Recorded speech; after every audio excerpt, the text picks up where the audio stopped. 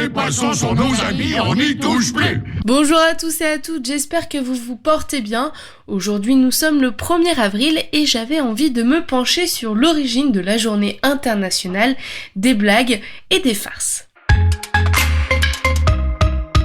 L'origine de cette journée est française, on la doit à Charles IX qui est le petit-fils de François Ier. Charles IX qui prend la tête du royaume dans une période où les hommes sont prêts à se tuer pour imposer leur religion. Nous sommes en 1561, il y a d'un côté les catholiques et de l'autre les protestants. Malheureusement, les tensions ne cessent de monter après son arrivée au pouvoir et pour apaiser les esprits, sa mère, Catherine de Médicis, décide en 1564 qu'il est temps pour son fils de faire un tour de France afin de découvrir le pays. C'est pour lui l'occasion de se faire connaître de son peuple et d'essayer de calmer catholiques et protestants en se rendant en priorité dans les villes où les querelles sont les plus vives. Au cours de ce voyage, le jeune roi constate combien le royaume est divisé, y compris quand il s'agit de fêter la nouvelle année. En effet, à cette époque, on pouvait fêter la nouvelle année le 1er avril, le 1er mars aussi à la mérovingienne ou le 25 mars à la capétienne. Alors Charles IX, pour mettre fin aux discordes, fut le choix de programmer le premier jour de l'année, le 1er janvier, dans l'édit du Roussillon, le 9 août 1564. Il semblerait que certaines personnes, ignorant le changement de date de la nouvelle année ou en refusant de changer leur habitude, continuèrent à célébrer la nouvelle année le 1er avril. Et donc, pour se moquer gentiment de ces retardataires, certains se mirent à leur offrir des faux cadeaux le jour du 1er avril et en particulier des poissons.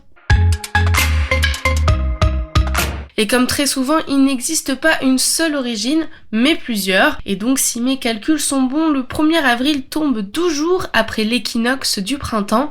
Et donc, il est fort possible que cette fête trouve son origine dans l'Antiquité. On raconte que c'était une journée consacrée au dieu du rire dans l'ancienne Grèce. Une journée réservée aux farces, aux fous et à l'inversion des rôles pendant le carnaval. Et cette tradition a été reprise par les Romains avec la déesse Aphrodite. Le poisson d'avril dans le reste du monde, eh bien en Espagne, le jour des farces tombe le jour des innocents, c'est-à-dire le 28 décembre, et en Angleterre, le jour des farces s'appelle April Fool's Day, soit le jour du fou d'avril.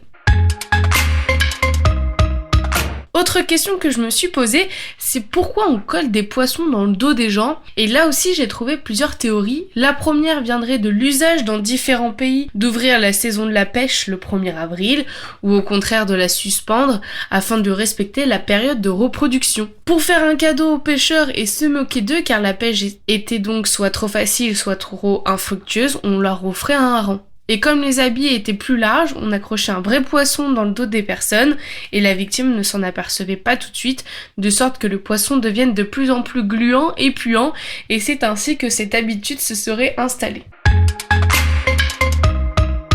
Deuxième théorie, le poisson est le dernier signe astrologique de l'hiver, entre le 19 février et le 20 mars. D'autre part, le poisson était le symbole utilisé par les premiers chrétiens pour se reconnaître. Et enfin, le 1er avril tombe généralement à la fin du carême et pendant cette période, les chrétiens faisaient le jeûne et ne mangeaient pas de viande. Et donc par conséquent, le poisson était un cadeau qu'on leur offrait fréquemment. Pour finir ma chronique, j'ai sélectionné 3 blagues du 1er avril qui ont été faites et qui m'ont fait beaucoup rire. En 2019, le beau Tom Felton, alias Dragon Malfoy dans la saga Harry Potter, a posté une photo de lui allongé auprès de Daniel Radcliffe, qui joue évidemment Harry Potter, torse nu sur Instagram, avouant qu'ils étaient ensemble. On a peur, Potter. Tu aimerais bien. On se rappelle également du 1er avril 2015 où Rihanna réveille Jimmy Kimmel.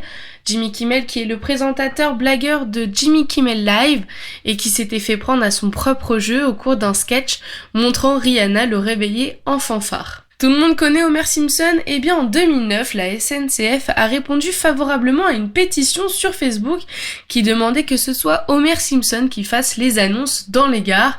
Et la SNCF a donc demandé à Philippe Pétieux, voix française de Homer, de se plier aux exercices au cours du 1er avril 2009.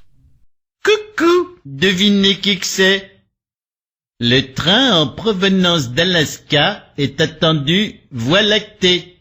Attention aux ours et à la bordure des quais, s'il vous plaît. Voilà, c'est tout pour aujourd'hui. En principe, ce jour-là, toutes les blagues sont permises. À vous de voir à quel endroit vous situez les limites du bon goût. En tout cas, nous, on attend que vous nous racontiez vos meilleures farces sur nos réseaux sociaux. Prenez soin de vous, merci de votre fidélité et à demain sur l'antenne de Westrack Radio.